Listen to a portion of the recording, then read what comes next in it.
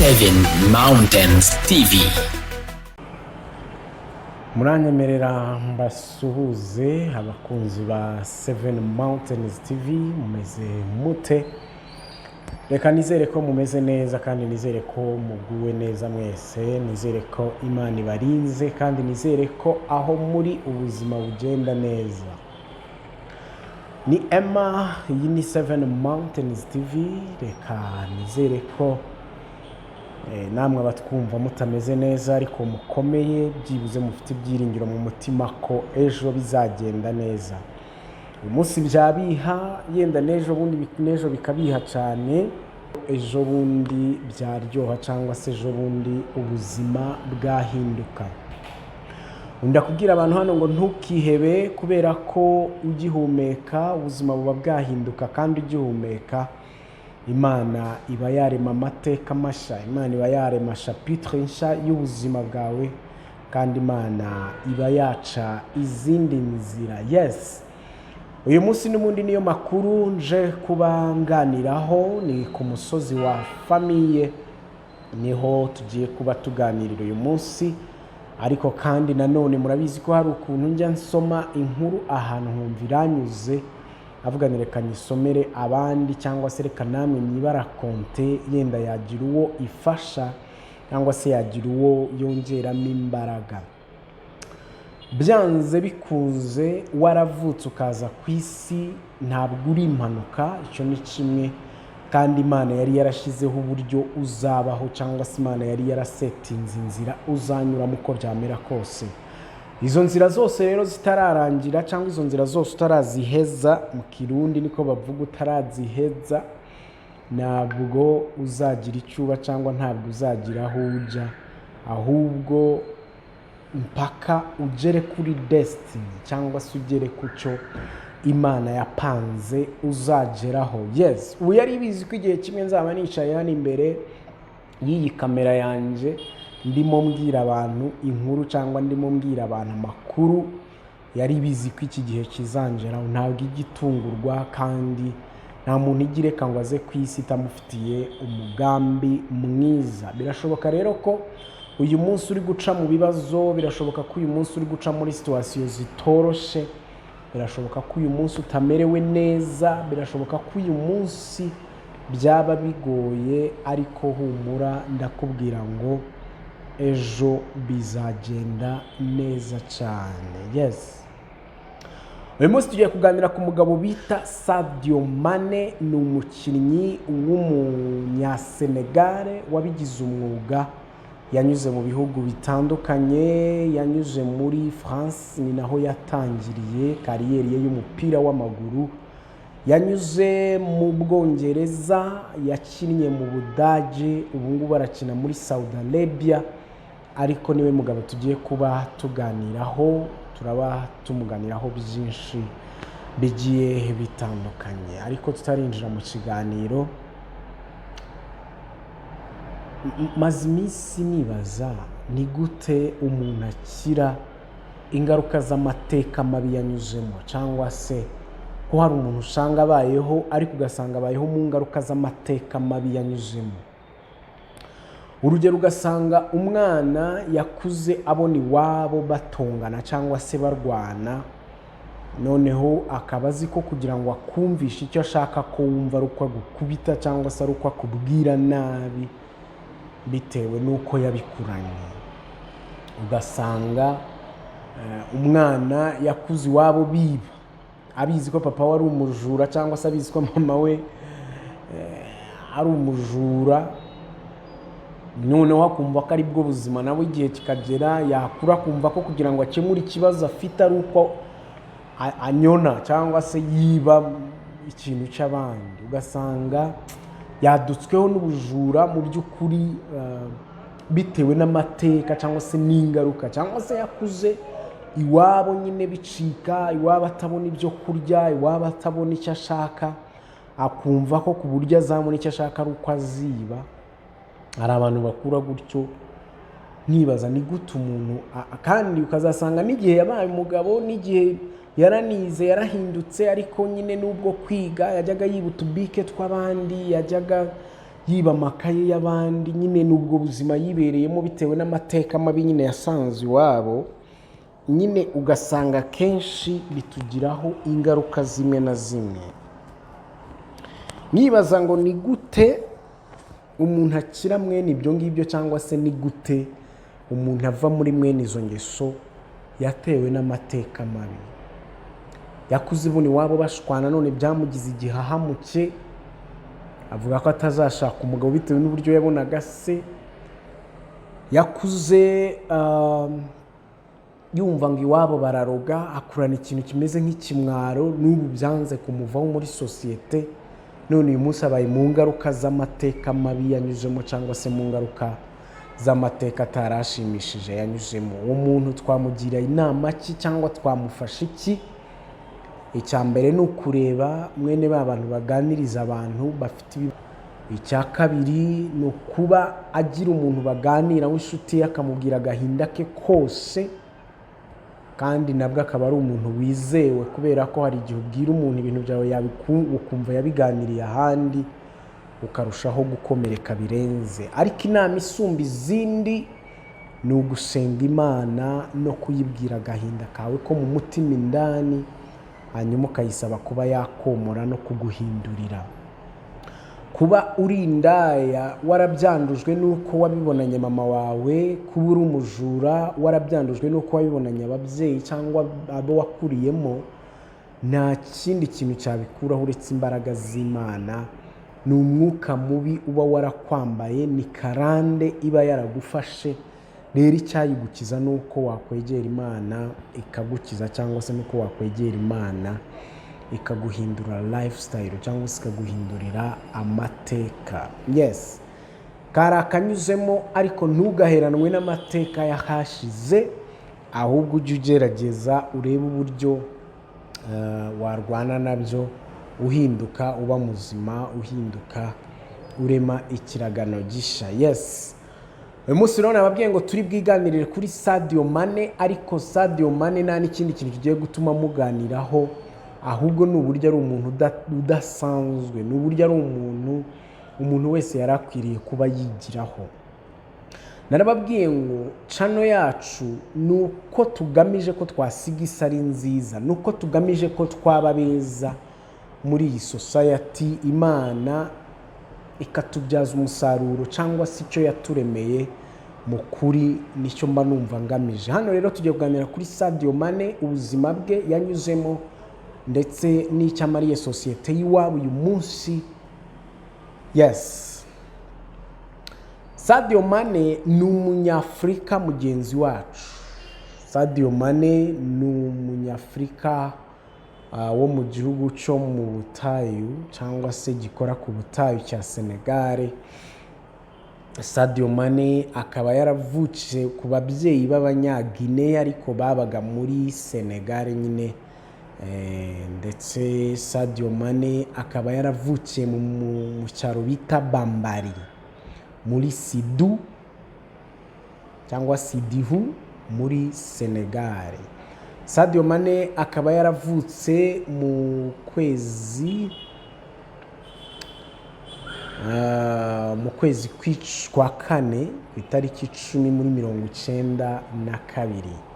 Bivuga ngo uyu munsi afite imyaka 33. Sadio Mane yavukiye mu cyaro cya Bambari, avukira ku babyeyi batari bifashije. Mbabwiye ko bari bafite n'inkomoko muri Guinea. Urumva iyo uri mu gihugu utavukiyemo hari igihe byanga. Sadio Mane bivuga ko yavukiye mu muryango ukennye, ndetse kurya byari rimwe ku munsi, cyangwa se ntibanabibone. Akura mu buzima bugoye. Ise yari umunyedini cyane, kuko umuryango wabo ni uw'Abasilamu, cyangwa se n'Abasilamu, ndetse babyimariyemo cyane, kubera ko akenshi niyo Sadio Mane yakinaga umupira bya bindi by'abana muri quartier, ko yumvaga ko intumbero zo yazerekeje mu gukina football. Ise ntago yabyishimiraga, ahubwo yaramubwiraga ati no, yoboka ishuri wige iby'idini cyane, yenda nibyo byazakugirira akamaro. Ntabwo yajyaga byumvikanaho n'umuhungu w'igihe yabaga yagiye gukina umupira quartier. So rero Sadio Mane ariko wagakunda kwikinira ndetse nakajya ajya no ku ishuri, ariko Sadio Mane ikimuri mu mutwe cyane ari uko azakina umupira w'amaguru, kandi intumbero zari uko azakina ku rwego mpuzamahanga akagirira igihugu cye akamaro mu by'umupira w'amaguru, ariko kandi akagirira ndetse n'umuryango we akomokamo akamaro binyuze ku mpano. We niko yibonaga cyangwa se we niko yabyumvaga. Sadio Mane rero kariyeri ye uko yatangiye nyine yari iwabo mu cyaro, hanyuma barimo bakina umupira bisanzwe, haza kumanuka kipe ivuye mu Bufaransa cyangwa se mu Bufaransa ije kureba abana bakina football ntibatware mu akademi yabo. Sadio Mane nawe yari muri abo bagiriwe icyizere cyangwa se yari muri abo barimo bakina, hanyuma iyo ekipe y'abantu baturutse mu Bufaransa iza guselectinga abana. Sadio Mane nawe agirirwa amahirwe, ariko ntibahise bamutwara, ahubwo banditse izina rye nk'ahantu, hanyuma kubera ko ntago baza kureba abana ngo uwo munsi uhita ubatwara, ariko bakomeza kujya bamukurikirana cyangwa se bakomeza kujya bakurikirana impano ye. Igihe kimwe rero Sadio Mane yaje kuzatumwaho ajya mu Bufaransa, ariko Sadio Mane bivugwa ko yagiye adaturutse mu rugo kubera ko yabanaga na musaza wa mama we mu mujyi umwe muri Senegal cyangwa se muri Dakar, cyangwa se yiga anaba kwa nyirarume. Igitondo kimwe rero kubera ko ya ekipe yo mu Bufaransa yari yaramubonyeho impano, baza kuzamutumaho ndetse bamwoherereza tike, arazamuka ajya mu Bufaransa, agenda agiye muri test mu cyiciro cya kabiri muri FC Metz. Inkuru rero mbere yuko nza kuvuga kuri Sadio Mane n'ibigwi bye n'ibyo yakoze, inkuru yanditse hano nshaka kubanyuzamo amaso, hanyuma nkababwira bimwe muri byo, nkaza gusoza mbabwira icyo Sadio Mane yaje kuvamo n'icyo yaje kumarira icyaro cy'iwabo. Igitondo kimwe inkuru itangira ivuga ngo nyine ni Sadio Mane wabivugaga ati, ndibuka umunsi nageze mu Bufaransa muri teste kugira ngo nzasinye na FC Metz. Nagombaga kujya mu myitozo umunsi nagezeyo, ariko umutoza arambwira ati uze kuguma mu rugo uyu munsi uruhuke.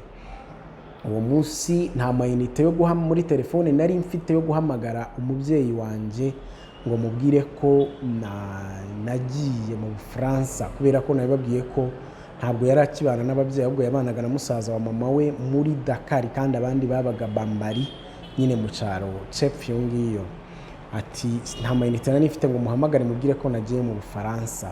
Umunsi wakurikiyeho nagiye ku nshuti yanjye yo yari yaragezeyo mbere, hanyuma mfasha kugura amayinite tugahamagara ababyeyi. Yaramfashije, hanyuma tugura amayinite, nza guhamagara umubyeyi ndamubwira nti ndi mu Bufaransa. Umubyeyi aratangara arambaza ati mu Bufaransa bwa hehe? Ntabwo yizeraga ko ndimo mubwira ko ndi mu Bufaransa bwo muri Europe, ndetse arambaza ati no, ntabwo byumvikana, uri muri Europe gute ko ugomba kuba uri muri Senegal uri kumwe na uncle wawe, uri muri Senegal, muri mu Bufaransa gute? Ndamubwira nti nibyo mama, nibyo, ubu ndi mu Bufaransa, Ubufaransa bwo muri Europe. Aratangara cyane ndetse biramutungura cyane, kubera ko ntiyumvaga uburyo nshobora kuba najya mu Bufaransa, kubera ko yarazi ko ndi kwiga iyo ngiyo muri Dakar. Arumirwa cyane ndetse aratangara cyane. Rero uwo munsi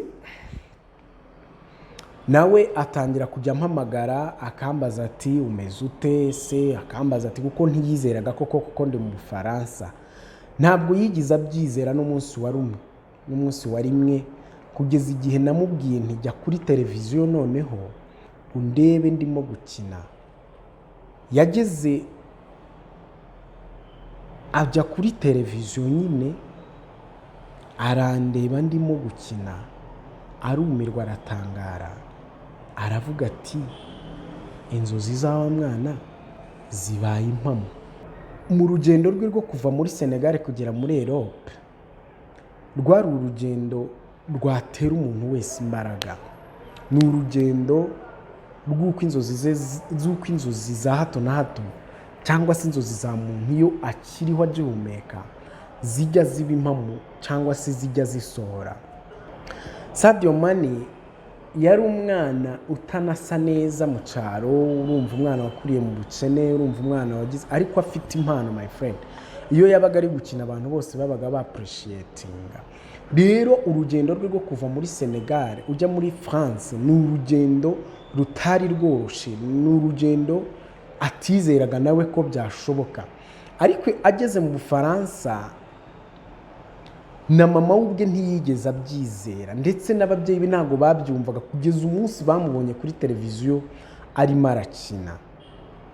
Bakundaga kureba rero televiziyo nyine iyo kipe yabo yakinnye nyine, kandi ubwo televiziyo sinzi niba bari bayifite mu rugo cyangwa barajyaga kuyireba hirya ku gakaritsiye, ariko kugeza ubwo bamubonye kuri televiziyo nibwo bumvise cyangwa bizeye ko koko yagiye mu Burayi. Iyi nkuru rero ishaka kutwigisha iki? Iyi nkuru ishaka kutwumvisha ko inzozi zacu ari izacu kwanza, nta wundi muntu urotera, kubera ko iyo ubwiye umuntu inzozi zawe n'icyo ushaka kugeraho aradaputinga cyangwa se ntabyizera. Iyo ubwiye umuntu inzozi zawe ntabwo abyizera, arabikwishyuninga cyangwa se aribaza bizashoboka bite, akenshi bagahita banaguca intege. Icya mbere risomo ni uko inzozi ari izawe, icya kabiri ni uko ari wowe ugomba kuzishyira mu bikorwa utitaye ku wundi muntu uwo ari we wese cyangwa se utiringiriye mu wundi muntu. Abandi ntibaba babyumva kandi nta nubwo babyumva nk'ukuri. Rero iri somo risoza rivuga ngo ukwiriye kuguma ku nzozi zawe cyangwa se ukwiriye kuguma ku ntumbero zawe, kandi ukabikorera cyangwa se ukabikora kandi ukizerera muri process nyine, ukagerageza.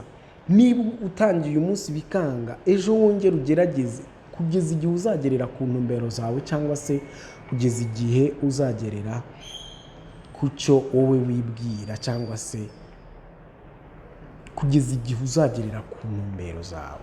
Uyu mugabo mu rugendo rwe rutari rworoshye yaje kugera mu Bufaransa, akora teste arazitsinda, bamusinyisha kontra ya miliyoni 4 z'amapawundi. Umwana utari ufite n'igiceri cyo kugura amayinite yarayaguriwe na mugenzi we. Ntabwo yiyumvishaga ko igihe gishobora kubaho akaba miliyoneri. Agifata miliyoni 4 z'amapawundi nyine yaratunguwe, urumva biramutungura, ahita yoherereza iwabo, ahita abwira iwabo ko byahindutse, atajya gushaka inzu nyine, kandi yari umwana uri discipline. Hanyuma urugendo rwe rwa kariyeri rutangira gutyo. Uyu munsi rero wambaza ngo Sadio Mane ni muntu ki? Sadio Mane ni umustar muri Afrika. Murabizi ko ikipe yatwaye n'igikombe cya Afrika mu myaka yashize, ariko Sadio Mane 2011 nibwo yasinyiye iyo kipe ya Metz mu cyiciro cya kabiri. Arakinamo kugeza ayikinamo umwaka umwe kuva 2011 nyine kugeza 2012, 2012 na 2014 ajya muri Red Bull. Muri 2014 kugeza 2016 ajya muri Southampton yo mu Bwongereza. 2016 kugeza 2022 yakinaga muri Liverpool, kipe nkuru. 2022 kugeza 2023 akina muri Bayern Munich. None uyu munsi ari muri Al Nassr yo muri Saudi Arabia. Aho hose niko yagiye agira flus cyangwa se niko yagiye abona amamiliyoni n'amamiliyons. Ntabwo hano bagenda berekana ibiciro bagiye bamuguraho, ariko nabyo tubishatse twabibona, ariko si byo cyane. Ariko icyo nagira ngo mubwire, hari ifoto ye yegeze kujya hanze afite iPhone yamenetse mu kirahuri, hanyuma isira mu questioninga, banabigira birebire cyane, babyitirira Abanyafrika ko Abanyafrika batazi gusirimuka, ko Abanyafrika batazi kugira. Ariko Sadio Mane arabihorera. Hanyuma igihe kimwe aza kujya muri interview, baramubaza ati se Sadio Mane kuko uri ukina mu ikipe nkuru, ni ukubera iki ufite iPhone ya kera kandi ikindi yamenetse ikirahure, basi kuki utanayikoresha? aravuga ati rero hari ikintu abantu bajya bibeshaho, ntabwo naniwe kuba nagura Lamborghini, ntabwo naniwe kuba nagura iPhone zigezweho, ntabwo naniwe kuba nagura ibintu by'agaciro byinshi, atari ko ibyo ntacyo byamara. Ati ahubwo ngewe icyo ndebaho nuko mbona ko abo nasize iwacu mu cyaro babona ubuzima, abo nasize iwacu mu cyaro babona amazi meza, abo nasize iwacu mu cyaro babona amashuri, abana bakiga kandi bakabona ibyo kurya byibuze muri quartier. Sadio Mane yubatse ibitaro byiza muri wa Bambari, hahandi yavukiye cyangwa se hahandi yakuriye. Yubatse ibitaro, yubaka amashuri, yubaka stade, kugira ngo agamije iki? Yakuze kujya kwiga bimugora, bakiniraga umupira mu mucanga n'ikibuga cy'ibyatsi, kurya byari ingume, kwivuza byo ntibyabagaho. Arangije aravuga ati aho kugira ngo ngure ama iPhones ndyohe ngewe ubwanjye, reka manuke nubake amashuri wacu abana bige, reka manuke nubake stade abana babona aho bakinira, reka manuke nubake amavuriro abantu babona uko bivuza. Yubatse hopitale nziza nini igendanye n'igihe y'agaciro k'amadolari 693. Yubatse amashuri y'agaciro k'amayeri 500,000 hasi 500,000. Yubatse stade y'agaciro k'amafaranga menshi. Nicyo cyatumaga atita kwinezeza we. Ntabwo yagendaga mu modoka ihenze, ntabwo yagendanaga amatelefone ahenze, kandi n'umuntu wahembwaga amafaranga menshi mu cyumweru. So ariko aravuga ati mu nzozi zanjye ubwo zibaye impamo, reka nibuke n'abari inyuma. Ari n'isomo hano nshaka ko dukuramo. Icyambere ni uko ukiriho ugihumeka birashoboka ko wagera ku nzozi zawe. Icya kabiri ni uko uzizerera muri process. Hatana, gerageza, gwa, ongera ubyuke, gwa, ongera ugerageze paka inzozi zawe uzigezeho. Birashoboka cyane. Kandi ujye urota binini, ntukajye urota bitoya. Ujye urota ibirenzi n'ibyo we wakwibwira, kuko Imana ishoboye byose. Ariko kandi igihe inzozi zawe zizaba zimaze kuba impamo, we kuba wowe wenyine, ahubwo ibuka ko hari n'abandi bakeneye ko inzozi zabo zizaba impamo binyuze kuri wowe. Uyu munsi hari abana bazaba abadogiteri binyuze mu nzozi za Sadio Mane, kubera ko yasubiye nyuma kubaka amashuri bakiga. Uyu munsi hari azaba abafootballer nkawe, bakakina nabo ku rwego mpuzamahanga, bakiteza imbere, bagateza imbere n'iwabo. Kubera iki? Yabubakiye ikibuga. Uyu munsi abantu barabona ubuvuzi, hari amafaranga yohereza mu kigega cy'inkunga iwabo kugira ngo imiryango itishoboye ibone ibyo kurya. So rero nawe igihe uzaba wagafashe inzozi zawe zagezweho, ujye usubira n'inyuma wibuke n'abandi, ujye usubira n'inyuma wibuke n'abo wasize ku cyaro. Umunsi hari abantu bari i Kigali batajya bohereza n'imyenda basi bambaye ku cyaro, kandi hariya bayikenera. Twize dustragoringa, gerageza nawe ugira umwana wakwishurira primaire byibuze. Rero ubuzima numara kubufatisha cyangwa se byamaze gukunda, inzozi zawe zabaye impamo, ujye usubiza amaso inyuma. Sadio Mane uyu ni Umuslam, arasenga Imana, babwira ngo nta muntu Imana itaho umugisha. Uri Umuslam, uri Umukatolika, uri Umudive, uri Umuadeperi, uri iki, Imana ntirobanura ku butoni. Aha binatubera isomo. Kandi ntawe utakorera Imana. Umunsi ni Umuslam. Kandi hari igihe bamwe mu by'imyizerere bavuga ngo urumva ngo bariya ni bariya, ngo bariya ni bariya. Oya, ni Umuslam, umukozi w'Imana. Abana benshi bararya kubera we, abana benshi bariga kubera we. Mu gihe hari abarokore barya bonyine, mu gihe hari abitwa ko ari bo bakora Imana batarihira n'abandi ishuri namba. Ntabwo ndi hano guca imanza, ahubwo ndi hano kuvuga ngo ihangane. Niba bitameze neza uyu munsi, ejo bizamera neza. Ihangane, guma ku ntumbero zawe, wihuzagurika kandi zibi zawe wenyine. Ikindi, numara gufatisha uzibuke n'abandi, nibwo uzaba ubaye umukozi w'Imana mwiza. Ngiki cyo nababwiraga rero. Duharanire gusiga isi ari nziza kuruta uko twayisanze. 7 Mountains TV tuvuga ngo ku musozi wawe uriho bimeze bite? Ese wagezeyo? Ese umaze kugerayo byagenze gute? Wibutse nabi nyuma? Ese Imana imaze kuguha umugisha ntiyakuze? Ntabwo wayirengagije? Ngiki cyo tugamije tuvuga inkuru zo hirya no hino. Biba bigoye yego, ntabwo biba byoroshye, ariko biba binashoboka ko Imana yarema amateka mashya. Reka mbashimire rero abakunzi ba 7 Mountains TV. Twari kuri business, twari kuri Family Mountains, kandi mbabwira ko byose biba bigishoboka, kandi mbabwira ko nta kure habaho Imana itakura umuntu, ndetse nta kure habaho Imana itageza umuntu. Uyu munsi Sadio Mane twaganiriyeho ni icon nini cyane ku isi yose, arazwi. Byagera muri Afurika byo bikaba akarusha, ariko byagera iwabo muri Senegal bikaba ibindi. Yes, so dufata umuntu umwe tumuganireho, cyangwa se tuganire ku nkuru zimuvugaho, kugira ngo yenda bigire undi byabera isomo, bimukomeze, kugira ngo turebe ko isi yacu yaba nziza kuruta uko twayisanze. Ndabashimiye. Ni Emma, iyi ni 7 Mountains TV.